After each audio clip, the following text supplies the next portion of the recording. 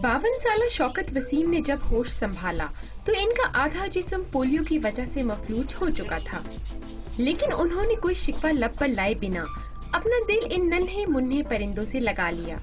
30 बरस से शौकत अपने बनाए हुए पिंजरे में दिन भर इन परिंदों को दाना पानी खिलाते हैं और इनके इलाज के लिए 3 अद्वियात के मुरक्कब से एक दवा भी तैयार कर ली है।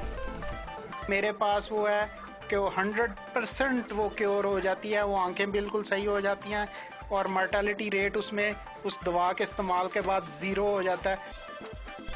शौकत बताते हैं कि इन परिंदों को इंतहाई निगहदाश्त की जरूरत होती है। शौकत वसीम का अपनी कुल कायनात इन नन्हे परिंदों से लगाव काबिल दीद है और इनका ये मानना है कि लोग अगर परिंदों से मोहब्बत करें तो वो इंसानों से मोहब्बत करना भी सीख जाएंगे।